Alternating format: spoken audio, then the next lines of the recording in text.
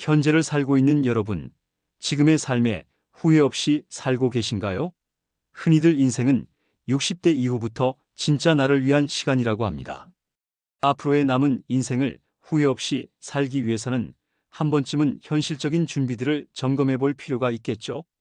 오늘은 나이 들수록 더 중요한 것들에 대해 이야기해 보려 합니다. 우리나라 통계에 따르면 한국인의 평균 수명은 83.6세로 늘어났지만 건강 수명은 그보다 약 10년 짧은 73세에 불과합니다. 이는 생애 마지막 10년은 질병이나 장애와 함께 살아간다는 의미입니다. 따라서 60대는 남은 인생의 질을 결정하는 중요한 시기라고 할 수 있습니다. 김순애 씨는 올해 63입니다. 20대엔 아이 키우느라 바빴고 30대엔 남편 뒷바라지, 40대엔 양가 부모님 챙기느라 매일이 전쟁 같았습니다. 50대가 되니 체력이 떨어지고 병원 신세를 지는 일이 잦아졌지만 아직도 자신을 나이든 사람이라고 부르기엔 어색했습니다. 그러다 어느 날 같은 동네에 살던 또래 친구가 갑자기 뇌졸중으로 쓰러졌다는 소식을 들었습니다. 평소 건강관리에 신경 쓰던 사람이었는데도 예상치 못한 건강 문제가 찾아온 것입니다. 그날부터 순애 씨는 이제라도 자신을 챙겨야 한다는 생각을 갖기 시작했습니다. 지금부터 당신의 노년을 준비할 수 있는 현실적이고 전문적인 조언을 함께 나눠보겠습니다. 우선 건강관리에 대해 이야기해 보겠습니다. 60대 이후의 건강관리는 치료보다 예방이 핵심입니다. 대한노인의학회에 따르면 60세 이상 노인 질환의 약 70%는 조기 발견과 적절한 관리로 심각한 합병증을 예방할 수 있다고 합니다. 순애 씨는 예전엔 병원에 가는 걸 꺼렸습니다. 병원에 가면 오히려 병이 생긴다는 말을 믿고 아프지 않으면 굳이 갈 필요 없지 라는 생각도 들었기 때문입니다. 하지만 이제는 그런 생각을 바꿔야 할 때입니다. 다행히 국민건강보험공단에서 제공하는 일반 건강검진은 2년마다 한 번씩 무료로 받을 수 있으며 만 66세 이상은 매년 무료로 받을 수 있습니다. 정기적인 건강검진은 단순히 선택사항이 아니라 건강하게 오래 살기 위한 기본 조건입니다. 여기에 더해 심장과 혈관 검사, 뼈 건강을 확인하는 골밀도 검사, 그리고 정기적인 암 검진도 꼭 받으셔야 합니다. 박영수 씨의 이야기를 들어볼까요? 그는 매년 건강검진을 미루다가 지난해 처음으로 검진을 받았습니다. 그때 초기 대장암이 발견되었죠. 다행히 일찍 발견해서 간단한 대장 내시경 절제술만으로 완치될 수 있었습니다. 이미 증상이 나타난 후에 발견했다면 훨씬 더 큰 수술이 필요했을 것이라고 주치의는 말했습니다. 노년기에는 건강관리에서 가장 중요한 것이 바로 오래 앓게 되는 만성질환을 꾸준히 관리하는 것입니다. 고혈압, 당뇨병, 콜레스테롤이 높은 고지혈증 같은 질환들은 관리의 개념으로 접근해야 합니다. 즉, 완전히 낫기를 기대한다기보다 잘 관리하면서 살아가는 것이 더 중요하다는 것이죠. 약은 반드시 의사가 말한 시간에 맞춰 드셔야 하고 집에서도 혈압계나 혈당 측정기로 자주 체크하는 것이 좋습니다. 특히 여러 가지 약을 한꺼번에 드시면 약들끼리 서로 영향을 주거나 부작용이 생길 수 있어요. 그래서 병원에서 처방받은 약뿐만 아니라 약국에서 직접 사신 약이나 평소 드시는 건강기능식품까지 모두 적어서 의사나 약사에게 보여드리고 상담하는 것이 좋습니다. 운동은 노화로 인한 근육량 감소를 예방하는 가장 효과적인 방법입니다. 세계보건기구에서는 65세 이상 어르신들에게 이렇게 운동하라고 권장합니다. 일주일에 2시간 반 정도는 빠르게 걷기처럼 약간 숨이 찰 정도의 운동을 하거나 일주일에 1시간 정도 숨이 많이 찰 정도의 운동을 하세요. 또한 일주일에 2번은 근육을 강화하는 운동을, 그리고 일주일에 3번은 균형 잡는 운동을 하면 건강에 정말 좋답니다. 이옥순 할머니는 퇴행성 관절염으로 무릎 통증이 심했지만 의사의 권유로 수중 운동을 시작했습니다. 물속에서의 운동은 관절에 부담을 주지 않으면서도 근력을 강화할 수 있는 장점이 있습니다. 6개월 후 그녀의 무릎 통증은 절반으로 줄었고 일상생활도 훨씬 더 편하게 할 수 있게 되었습니다. 이제 재정 관리에 대해 이야기해 보겠습니다. 60세 이후에는 돈을 더 모으는 것보다 지금 있는 돈을 어떻게 잘 쓸지가 더 중요해집니다. 돈을 안전하게 지키면서도 필요할 때 효과적으로 사용하는 방법이 필요하죠. 즉, 자산의 안전성과 효율성 두 가지를 다 지키는 전략이 필요합니다. 돈은 심리적 여유의 중요한 도구로 볼 수 있습니다. 돈이 많을 필요는 없지만 모자라면 마음이 작아지기 마련이죠. 또한 자녀에게 무리하게 퍼주다 보면 정작 자신을 돌볼 여유가 사라지게 됩니다. 따라서 이제는 자녀보다 나 자신의 노후를 먼저 챙기는 지혜가 필요합니다. 한국투자자보호재단의 연구에 따르면 노후 생활에 필요한 최소월 생활비는 부부 기준 약 250만 원, 개인 기준 약 150만 원 정도라고 합니다. 이 돈을 마련하려면 여러 곳에서 수입이 들어오게 하는 것이 좋습니다. 김영철 씨 이야기를 들어볼까요? 그는 처음 퇴직했을 때는 그동안 모아둔 저축으로만 생활했습니다. 하지만 물가가 자꾸 오르고 예상보다 길어지는 노후를 고려해 재정 계획을 바꿔야만 했습니다. 이제 그는 국민연금과 개인연금으로 기본 생활비를 마련하고 지역문화센터에서 일주일에 2번 강사로 활동하며 추가 소득을 올리고 있습니다. 그는 한 번에 완전히 일을 그만두기보다는 조금씩 줄여가는 단계적 은퇴가 마음도 편하고 경제적으로도 훨씬 더 도움이 되었다 고 말합니다. 국민연금은 수령 시기에 따라 금액이 달라집니다. 55세부터 수령 가능하지만 늦게 받을수록 매달 받는 금액은 더 많아집니다. 개인의 건강 상태와 재정 상황을 고려해서 언제부터 연금을 받을지 결정하는 것이 중요하죠.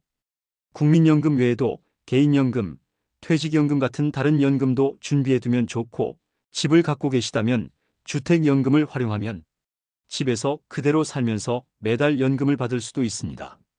이렇게 조금씩 본인의 추가 수입원을 늘려가는 준비를 해두는 것이 좋습니다. 나이가 들수록 돈 관리에서는 안전성의 비중을 높이는 것이 중요합니다. 하지만 너무 안전한 곳에만 돈을 두면 물가가 오를 때 돈의 가치가 떨어질 수가 있겠죠. 그래서 약 6개월 동안의 생활비를 현금이나 바로 찾을 수 있는 예금으로 두고 노후 자금 중 일부는 물가 상승보다 더 많이 불어날 수 있는 다양한 저축 상품에 나눠서 투자하는 것이 좋습니다. 금융감독원에 따르면 65세 이상 노인을 대상으로 한 금융사기 피해액은 매년 증가하고 있습니다. 확실한 수익 보장, 지금 당장 결정해야 함, 다른 사람에게 말하지 말라는 식의 말을 들으면 일단 사기인지를 먼저 의심해봐야 합니다. 돈과 관련된 중요한 결정은 반드시 가족이나 전문가와 상담 후 결정하는 것이 안전합니다. 다음으로 자녀와의 관계에 대해 이야기해 보겠습니다. 내가 늙어서 서운한 건 자식 때문이야 라는 말을 자주 들어보셨을 겁니다. 이런 말 속에는 자녀에 대한 기대와 의존, 그리고 복잡한 감정이 담겨 있죠. 자식에게 너무 기대면 실망도 함께 커지기 때문입니다. 나이가 들수록 자식에게 더 마음이 쏠리는 건 당연한 일입니다. 하지만 그 사랑이 지나치면 자식에게는 부담이 될 수 있습니다. 이제는 자녀의 삶에 내가 중심이 되는 것이 아니라 나의 삶에 중심을 두는 연습을 해보세요. 진짜 좋은 부모란 자식이 기대지 않아도 스스로 잘 살아가는 부모입니다. 자녀의 일에 직접 나서기보다는 관심을 갖고 지켜봐주는 태도가 자식에게는 더 든든한 버팀목이 됩니다. 우리나라는 경제가 빠르게 성장하면서 가족을 바라보는 방식도 크게 달라졌습니다. 이로 인해 부모 세대와 자녀 세대가 서로에게 기대하는 바에도 큰 차이가 생기게 되었죠. 전통적으로는 노부모 부양이 자녀의 당연한 의무라는 인식이 있었지만 현대 사회에서는 각자 독립적으로 살아가는 것을 더 중요하게 여기는 경향이 있습니다. 이러한 생각의 차이를 이해하고 받아들이는 것이 건강한 부모-자녀 관계의 첫걸음입니다. 박순자 씨는 명절마다 아들 내외가 찾아오길 기다렸습니다. 하지만 시간이 지날수록 아들 가족이 찾아오는 시간이 점점 짧아지고 얼굴에는 피곤함이 보였습니다. 박 씨는 심리상담사와의 이야기한 후 자신의 기대를 바꾸기로 했습니다. 그래서 올해는 너희끼리 편하게 쉬어도 괜찮아 라고 먼저 제안했습니다. 처음에는 서운한 마음도 들었지만 의외로 아들이 부담을 덜 느끼게 되어 오히려 더 자주 연락하고 찾아온다고 합니다. 어르신들과 젊은 세대는 말하는 방식이 달라서 종종 오해가 생깁니다. 어르신들은 돌려 말하는 경향이 있고 젊은 세대는 직접적으로 말하는 경향이 있기 때문입니다. 예를 들어 나는 괜찮아라고 말하면서도 실제로는 도움이 필요한 경우가 많죠. 자녀와는 매일 연락하기보다 일주일에 한두 번 정도 정해진 시간에 통화하는 게 서로에게 부담이 적고 더 깊은 대화를 나눌 수 있습니다. 때로는 나는 괜찮다는 한마디가 자식에게는 세상 가장 큰 위로가 되기도 합니다. 부모의 평온한 모습이 자녀에게는 가장 큰 안심이 되는 법이니까요. 혹시 지속적으로 손주를 돌보는데 상당 시간을 보내고 계신가요? 손주를 돌보는 일은 가족 간의 사랑을 깊게 만드는 귀한 시간이지만 무리하지 않도록 적절한 선을 지키는 지혜도 필요합니다. 한국노인인력개발원의 조사에 따르면 할머니, 할아버지 4분 중 1분 정도는 손주를 정기적으로 돌보고 계시고 그 중에서도 많은 분들이 일주일에 3번 이상 손주를 봐주고 있는 것으로 나타났습니다. 이정옥 할머니는 손주를 돌봐주기로 하면서도 처음부터 서로를 위해 꼭 필요한 기준과 경계는 분명히 정해두셨습니다. 할머니는 화요일과 목요일만 봐줄 수 있고 응급 상황이 아니면 추가 부탁은 어렵다는 점을 미리 분명히 해두었죠. 대신 그 시간에는 온전히 손주에게만 집중했습니다. 덕분에 5년째 스트레스 없이 손주 돌봄을 지속하고 있으며 자녀와의 관계도 더욱 단단해졌습니다. 손주 돌봄도 당연한 책임이 아닌 도와주는 마음으로 접근할 때 서로가 편해진다는 것을 알 수가 있죠. 이제 사회적 관계에 대해 이야기해 보겠습니다. 나이가 들면 은퇴, 이사, 사별 등으로 인해 만나는 사람들도 점점 줄어들게 됩니다. 그러나 연구 결과를 보면 얼마나 많은 사람을 만나느냐보다 정말 마음이 통하는 사람이 몇 명이냐가 노년기 삶의 만족도와 건강에 더 큰 영향을 미칩니다. 하버드 대학교의 80년 연구 결과에 따르면 행복하고 건강한 노후를 결정하는 가장 중요한 요소는 바로 좋은 인간관계였습니다. 모든 관계를 다 유지하려고 애쓰기보다는 만났을 때 편안하고 서로 응원해주는 관계에 집중하는 것이 중요합니다. 이정혜 씨는 40년 넘게 만나오던 동창회 모임을 최근 정리했습니다. 만날 때마다 누구네 자식은 어떻고 누구는 얼마를 벌었다는 이야기만 오가서 모임이 끝나면 항상 우울했어요. 대신 동네 독서 모임에 가입했더니 책 이야기를 나누면서 서로의 생각과 마음을 더 깊이 이해하게 되었고 이제는 이 모임이 일주일 중 가장 기다려지는 시간이라고 합니다. 나이가 들어도 새로운 관계를 만드는 것은 충분히 가능합니다. 오히려 직장 일에서 벗어나 자신이 정말 좋아하는 것을 중심으로 더 의미 있는 관계를 만들 수 있는 시기이죠. 취미나 봉사활동, 배움을 위한 자리에 나가보세요. 비슷한 관심사를 가진 사람들과 만나다 보면 새로운 관계는 자연스럽게 이어집니다. 최병철 할아버지는 은퇴 후 무료함을 달래기 위해 지역자원봉사센터에 등록했습니다. 처음에는 시간 보내기 위한 활동이었지만 꾸준히 봉사하면서 만난 사람들과 깊은 정이 들었습니다. 직장에서는 서로 경쟁하던 사이였는데 봉사활동에서는 서로 돕는 동료가 되었어요. 이렇게 서로 의지하는 관계가 은퇴 후 가장 소중한 재산이 되었습니다. 외로움은 단순한 감정 문제가 아닙니다. 오래 방치해두면 심각한 건강 문제로 이어질 수가 있죠. 외로움이 오래 지속될수록 사망 위험이 26%나 높아진다는 사실을 알고 계시나요? 이는 비만이나 대기오염보다도 더 위험한 수치입니다. 혼자 있는 것과 외로움은 다른 개념이며 우리는 혼자 있는 시간을 의미 있게 보내는 법을 연습할 필요가 있습니다. 그 시간을 어떻게 보내느냐에 따라 삶이 얼마든지 풍요로워질 수 있으니까요. 이제 생활 환경 정리에 대해 이야기해 보겠습니다. 나이가 들수록 집안 물건을 정리하는 건 단순히 공간을 넓히는 것 이상의 의미가 있습니다. 삶의 질을 높이고 나중에 자녀들에게 부담을 주지 않는 배려이기도 하죠. 일본의 유명한 정리 전문가 곤도 마리에는 물건을 버리는 것이 아니라 정말 간직하고 싶은 것을 고르는 것이라고 말합니다. 옷, 책, 서류, 기념품 등 종류별로 나눠서 정리하고 각 물건이 현재 나에게 얼마나 기쁨을 주는지, 얼마나 유용한지를 기준으로 결정하면 좋습니다. 이미경 씨는 70세 생일을 맞아 대대적인 정리를 시작했습니다. 30년 넘게 모은 물건들이 너무 많았어요. 그래서 한 달에 한 가지씩 정리하기로 했지요. 그녀는 특히 옷장에서 3년 동안 한 번도 입지 않은 옷은 모두 기부했습니다. 공간이 넓어지니 마음도 가벼워지고 매일 아침 옷을 고르는 시간도 줄었어요. 무엇보다 노년기에는 안전한 주거 환경이 정말 중요합니다. 작은 변화만으로도 낙상 위험을 크게 줄일 수 있죠. 대한노인의학회에 따르면 65세 이상 어르신 10명 중 3명이 매년 넘어지는 사고를 겪고 이 중 10에서 15%는 심각한 부상으로 이어진다고 합니다. 김영수 씨는 작년에 욕실에서 미끄러지면서 고관절이 부러져 3개월간 입원한 경험이 있습니다. 퇴원 후 그는 주거 환경을 완전히 개선했습니다. 화장실과 욕실에 안전 손잡이를 설치하고 미끄럼 방지 매트를 깔았어요. 밤에 일어날 때를 위해 침대 옆에는 움직이면 자동으로 켜지는 조명도 설치했고요. 그는 이런 작은 변화들이 자신감을 되찾는 데 큰 도움이 되었다고 말합니다. 중요한 서류들도 잘 정리해 두세요. 특히 보험증서, 연금 정보, 재산 관련 서류, 의료 기록 등은 한 곳에 모아 체계적으로 보관하는 것이 중요합니다.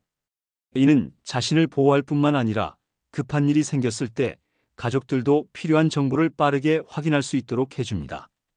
따라서 서류의 보관 장소도 가족에게 미리 알려두면 좋습니다.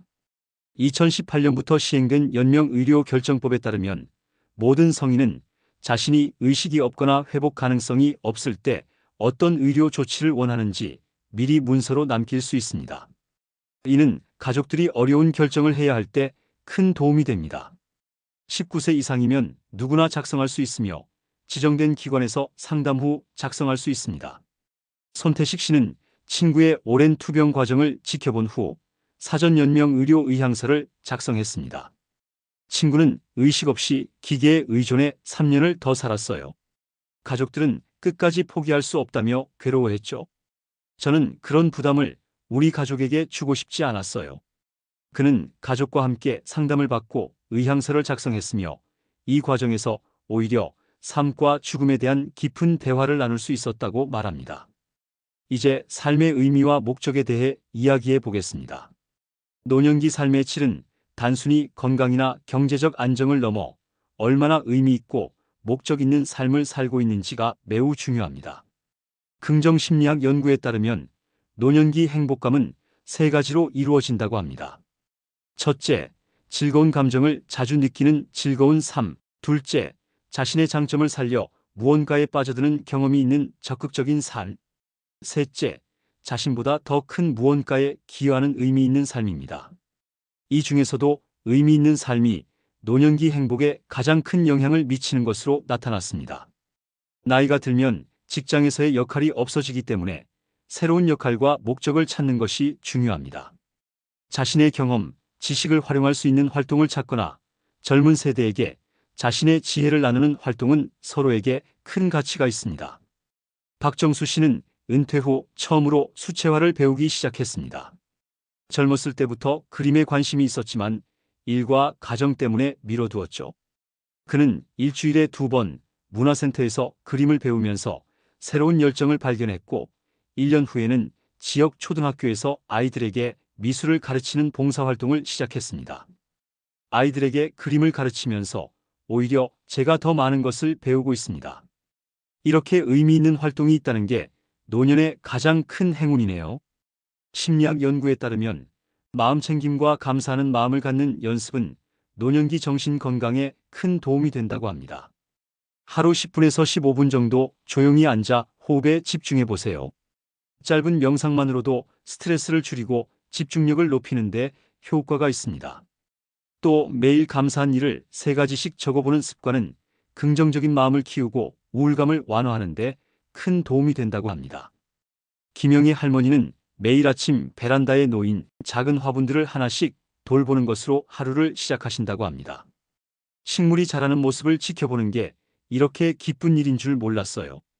이제는 아침에 눈 뜨면 제일 먼저 화분부터 확인하게 돼요. 그녀는 이 작은 일상의 기쁨이 우울했던 마음을 조금씩 밝히는데 큰 힘이 되었다고 말합니다. 마지막으로 스마트폰과 디지털 기기 사용에 대해 이야기해 보겠습니다. 요즘 스마트폰과 컴퓨터 같은 디지털 기기들은 어르신들이 더 편하고 즐겁게 살 수 있도록 많은 도움을 줄 수 있습니다. 하지만 많은 어르신들이 이런 새로운 기술에 적응하기 어려워하십니다. 과학기술정보통신부의 조사에 따르면 60세 이상 어르신들의 디지털 기기 활용 능력은 일반인의 약 64.3% 수준에 그친다고 합니다. 이처럼 차이가 나다 보니 정보를 얻거나 사람들과 소통하고 다양한 서비스를 이용하는 데 불편함을 느끼는 경우가 많습니다. 최근철 씨는 처음에는 스마트폰 사용을 꺼렸지만 지역복지관에서 제공하는 어르신 디지털 교실에 참여하기 시작했습니다. 처음에는 너무 어려워서 포기하고 싶었어요. 하지만 일주일에 2번씩 꾸준히 배우다 보니 이제는 버스 도착 시간 확인, 병원 예약, 영상통화까지 할 수 있게 되었습니다. 그는 특히 멀리 사는 손자와 영상통화를 하게 된 것이 가장 큰 보람이라고 말합니다. 노년층에게 특히 유용한 스마트폰 기능으로는 약 먹는 시간을 알려주는 앱, 건강 상태를 기록하는 앱, 운동량을 체크하는 앱 같은 건강관리 앱들이 있습니다. 또 버스나 지하철 시간을 알려주거나 택시를 부르는 앱, 가족이나 친구들과 메시지를 주고받는 앱, 그리고 새로운 것을 배울 수 있는 다양한 앱들도 있습니다. 주민센터나 노인복지관, 도서관에서는 이런 것들을 무료 또는 아주 저렴한 비용으로 배울 수 있는 교육 프로그램도 제공하니 꼭 참여해 보시길 추천드립니다. 이순옥 할머니는 복지관에서 열리는 스마트폰 교실에 참여하면서 카카오톡 사용법을 익히셨습니다. 처음에는 글자가 작아서 보기 힘들었는데 화면을 키우는 방법을 배우고 나니 훨씬 편해졌어요. 이제는 아침마다 딸에게 잘 잤니? 문자를 보내고 손주 사진도 받아볼 수 있습니다.